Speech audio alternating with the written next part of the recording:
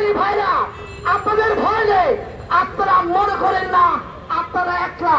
আপনাদের সাথে বাংলাদেশের 18 কোটি মানুষ একসাথে একযোগে 71 যেমন পাকিস্তান হানাদার বাহিনীর বিরুদ্ধে সংগ্রাম করেছিল, আমরাও আরেকটিবার তাদের বিরুদ্ধে সংগ্রাম করতে চাই। তাদের আগ্রাসনের বিরুদ্ধে আমরা রুখে দাঁড়াতে চাই। আমাদের ঘুমিয়ে থাকার সময় নাই। ভারত যেভাবে আমাদের উপরে উঠে পড়ে লেগেছে, আমাদের গায়ে এসে ওরা আমাদেরকে মেরে ফেলার হুমকি দেয়।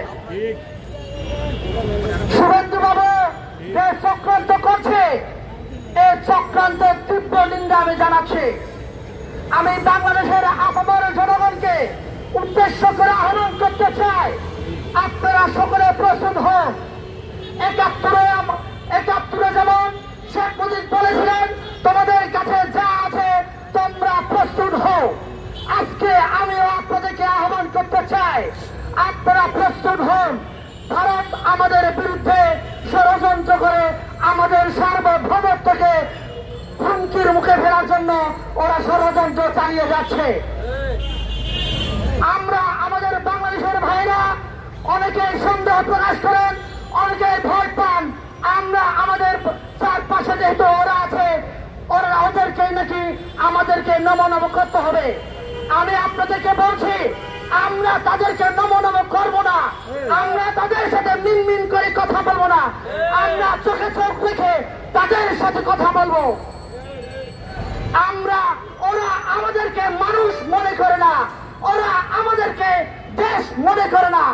আমাদেরকে মানে বুঝাতে চাচ্ছে বাংলাদেশকে এরা বাংলাদেশ মনে করে না, বাংলাদেশকে এরা স্বাধীন রাষ্ট্র হিসেবে স্বীকৃতি দিতে চায় না।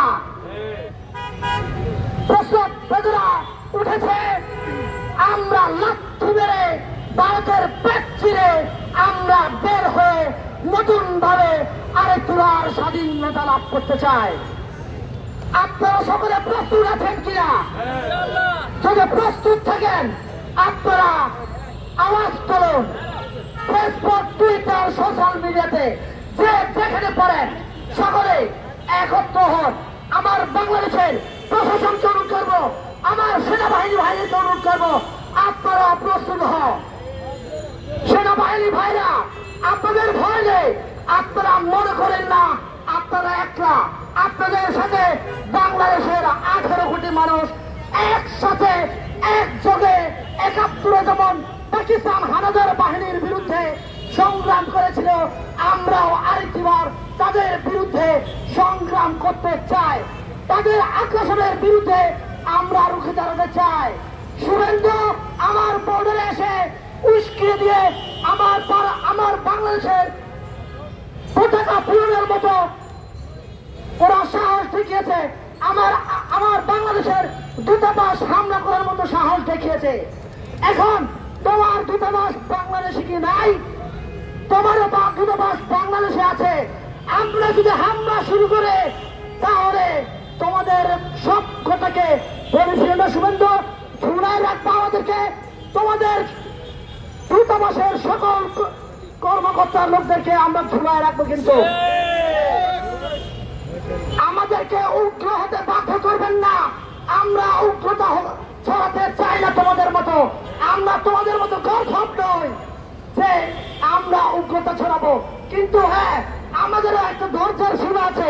এই ধৈর্যের সীমা পার হয়ে গেলে আমরা তোমাদেরকে দেখে নেব। আমি আপনাদেরকে আহ্বান করতে চাই, আমাদের খাগড়াছড়ি রামগড় ভারতের বর্ডার আছে, এই রামগড়ের অভিমুখে আমি 6 তারিখ অবস্থান কর্মসূচি করব। আপনারা যারা বাংলাদেশকে ভালোবাসেন, যারা এই ভারতীয় আগ্রাসনকে রুখে দাঁড়াতে চান, বাংলাদেশকে উচ্ছেদ করতে চান, আপনারা সকলে রামগড়ে উপস্থিত থাকতে পারেন। ওই দিন খাগড়াছড়ি জেলা রামগড় উপজেলায় আমরা উপজেলার অভিমুখে আমরা কর্মসূচি ঘোষণা করলাম।